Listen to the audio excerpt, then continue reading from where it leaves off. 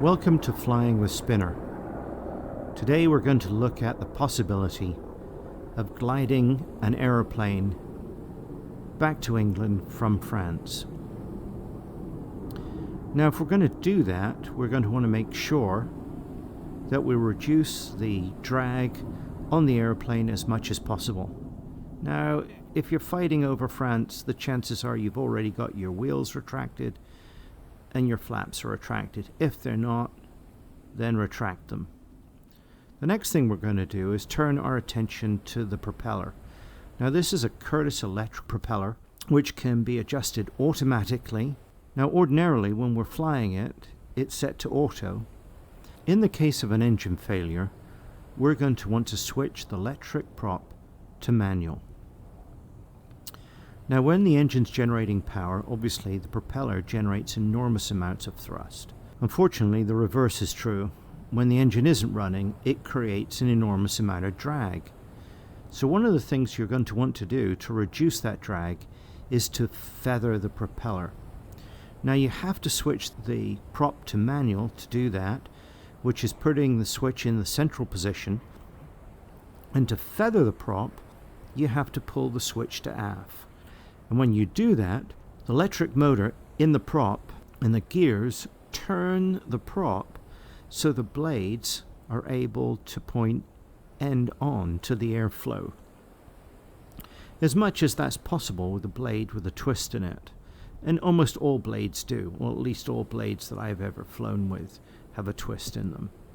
But by doing this, we significantly reduce the amount of drag that the propeller is producing, and that improves the glide ratio. And we'll be talking about that a little more as we start to see if we can get this aeroplane back from France with a total engine failure. So without any more chat, let's get started. Well, here we are in the cockpit of the P47. We're at 25,000 feet, which would be, I guess, reasonable for providing top cover for B-17s, and possibly much higher. But here's the flight of B-17s, but we're not here today to go looking for trouble. Trouble's going to find us in the form of an engine failure. Now, over the starboard, the right wing, we can make out the white cliffs of Dover. And the question is, if we have an engine failure over France, can we make it back to England with enough height to plan a pattern over an airfield, land the airplane safely? So just coming back to take one more look at the B-17s that will also be heading back shortly. And as I say, we're conning, we're up at around 25,000 feet. So let's put the engine into a failure state, and we'll do that by pulling the mixture all the way back to full lean, and of course the engine has stopped. Now, if we were surprised by an engine failure, we'd be trying to look for reasons why the engine may have failed, and that could be switching fuel tanks. There could be a number of reasons. Maybe we knocked something and we need to reset it. But we know this engine's not going to restart because that's not the point of the mission. So the next thing I'm going to do is bring the throttle and the boost back to flight idle, and I'm going to bring the prop all the way back. Now the prop's going to slow, but it's not going to feather. And at the same time, I'm going to start turning the airplane so we're heading home. and that's important. We don't want to waste any time going deeper into France. I'm also bringing the nose up slightly to try and get a glide speed of around 150 knots. And we'll talk about that a little bit more shortly. But we also want the airplane to be in balanced flight, which I believe it is. And there we are, we can see the B-17, some of them are already heading back. Anyhow, stay focused. So I just put the prop switch to manual. And I'm going to pull the prop switch aft, and what that's going to do is feather the prop just as I showed you earlier. So now the blades are pretty much face on into the airflow, and you can see how that slowed the prop right down. And that should be the lowest drag profile for the prop, and that will enable us to get the best glide angle as we head back across the channel. Now we're still feet dry at the moment, but we're heading back. One thing that you'll notice when you're gliding is that the nose is high, and of course it will cover the direction you want to go, it will cover what you want to look at, but we'll manage that when we get a little closer to one of the potential airfields that we could land in. So we're going to head to the Folkestone area and look for an airfield there. There's a couple that we could choose. The important thing, though, as we head back is to keep the airplane in balanced flight. And as we look at the turn and slip, we want especially to make sure the ball is in the center and use rudder or rudder trim to sort it out if it is not. And the old saying goes, stand on the ball or trim to the ball, is what you would need to do if the ball was out at all to the side. So I'm letting the speed build up just a little, so I'm just going to lift the nose a little to counteract that. It feels counterintuitive, you know, when you don't have an engine running, to hold the nose as high as you appear to need to do in the P47 feels just a little uncomfortable. But I'm sure if you do it enough, you will you'll get used to it. And there's a wonderful shot of the shadow from the propeller just sweeping over the wing, which gives you just a wonderful idea of how slow that propeller is actually turning as we make our way back. Now, typically you would radio your position at this point. I might consider turning the electrical system off, because you're going to need battery power when you get back. And I guess there was no lithium-ion batteries back during the Second World War. So we're going to reserve battery power, and we'll turn the batteries on when we want to talk to either the airfield, or if we don't make it back, to the rescue crew that will hopefully come and pluck us out of the ocean. So we're still around 150, 160 knots, and we have a descent rate which looks pretty high at the moment, but in fact, if we keep checking the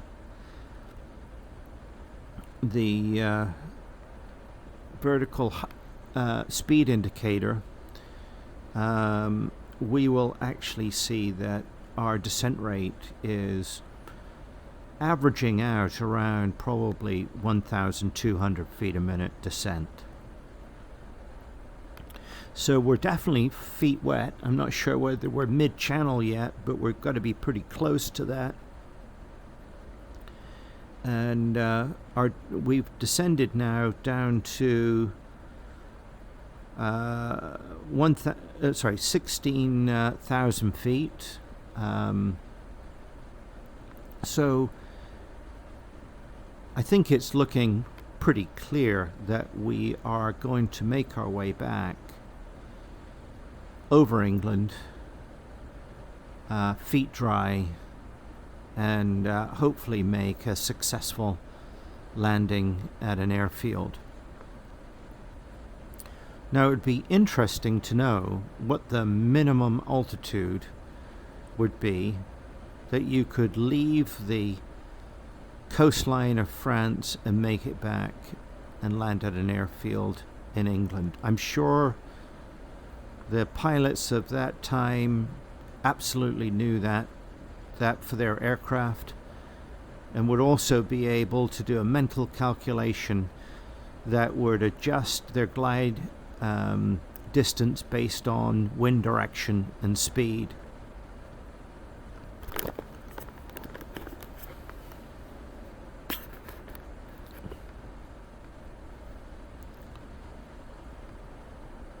Now, something to be aware of, there's two ways to look at gliding an aeroplane. There's minimum sink, which is finding the forward speed of the aircraft that will keep you in the air for the longest amount of time. That may not be the speed that will get you to cover the furthest distance. And if need be, we can go into that in more detail in a different video. But we're looking for best glide. And the indications are that best glide is somewhere between 150 and 200 knots. And as I've been flying this airplane, perhaps 170 knots is around about that speed that would give us the best glide ratio. Now, that's going to be more important if you're coming over at a much lower altitude, and as I was saying earlier, it'd be interesting to find out what the lowest altitude would be that would enable you to come over and land at an airfield. And which airplane has the best glide ratio? Is it the P47? It's got a massive wing on it. It may well be. Or the Spitfire. Or one of the other German aircraft in DCS. And it would be interesting to do a flight with all the aircraft starting out abeam one another and then watching them glide back to the UK and see how that works out. Okay, we're just about to go feet dry, and I'm gonna turn west to head down and bring the aircraft in over one of the airfields.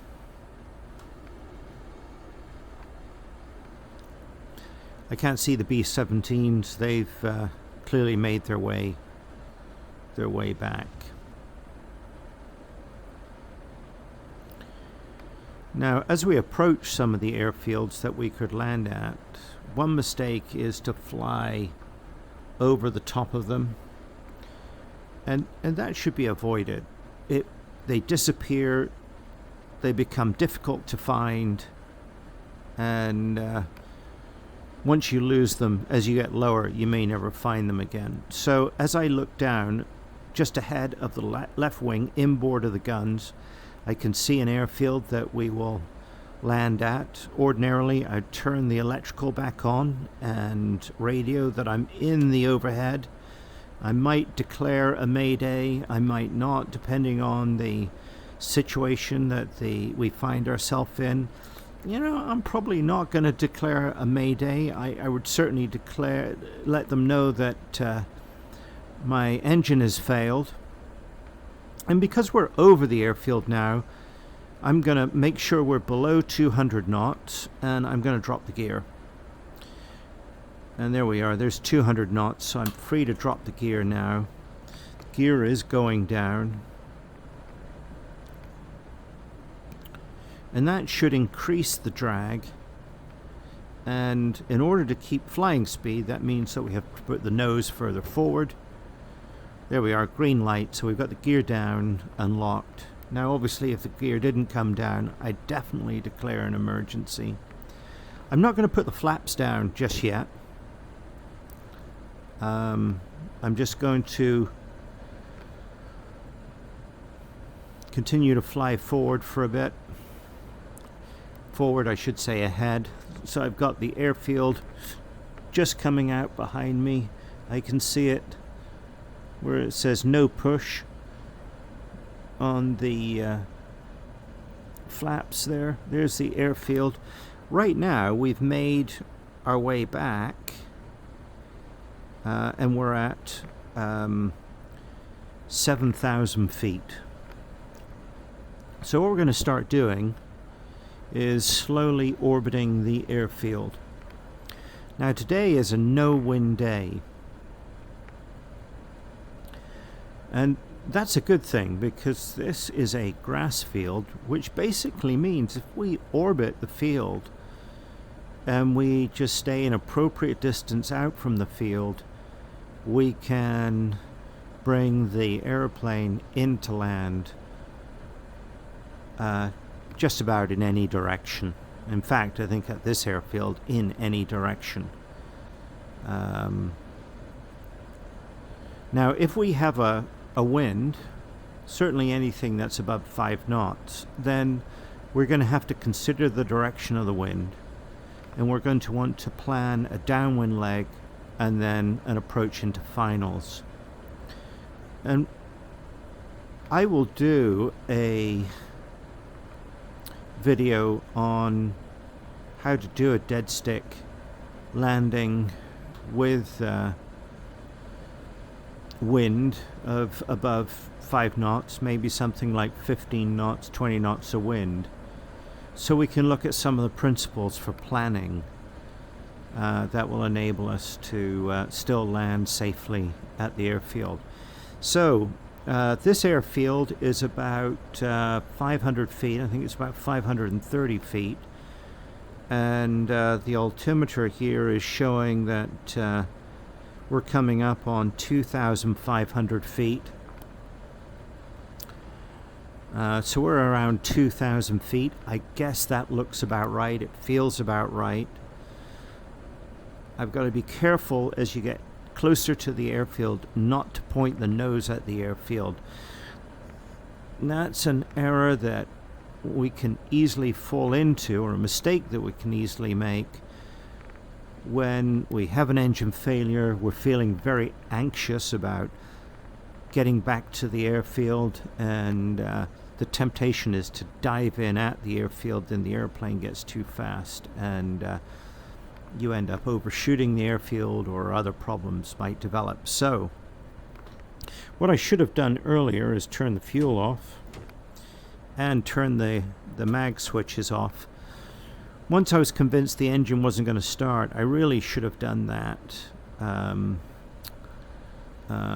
much earlier than I just had. So note to self to make sure my checklist says turn those things off as soon as I'm convinced that I'm not going to be restarting the engine.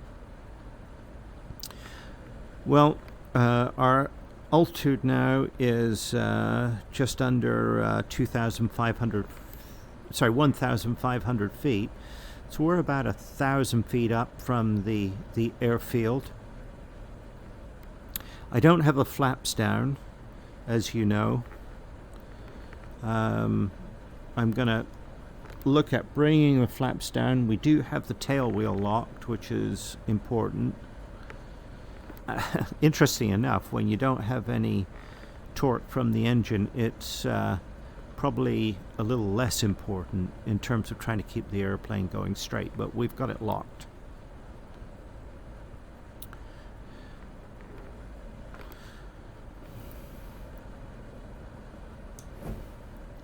Okay, I've put the flap lever into the neutral position, and I'm going to start bringing the flaps down.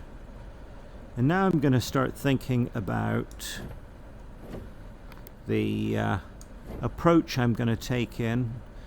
Right in front of me, I see a farmhouse there.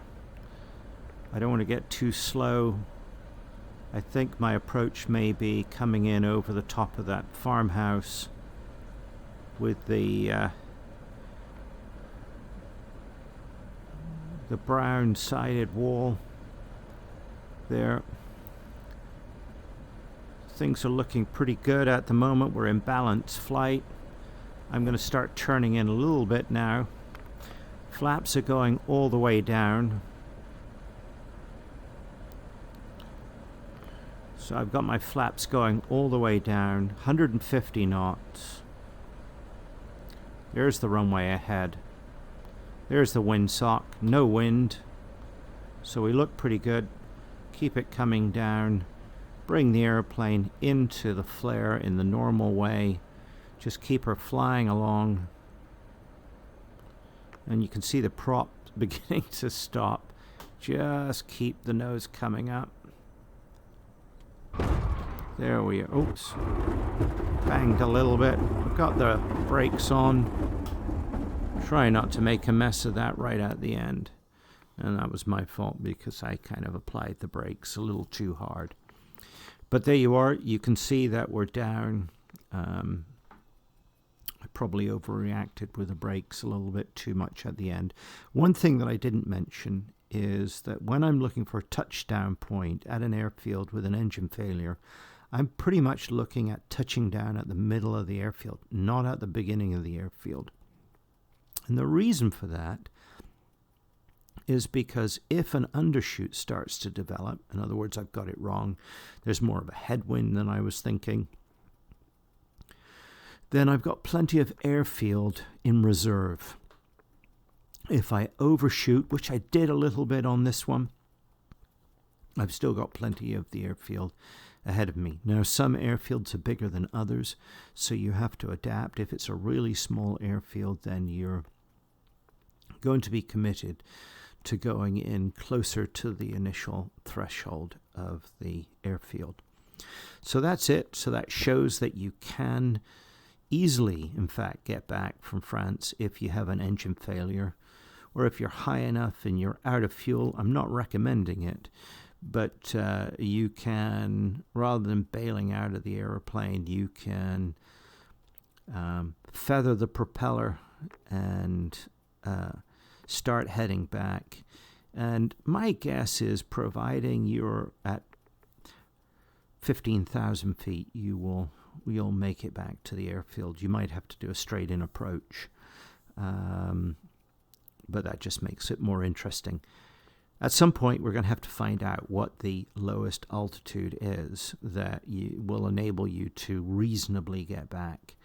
And maybe I'll attempt that during some later videos. If that's something you're interested in, just leave a comment below. So if you liked it, please give me a thumbs up. As you can see, I'm just starting the channel.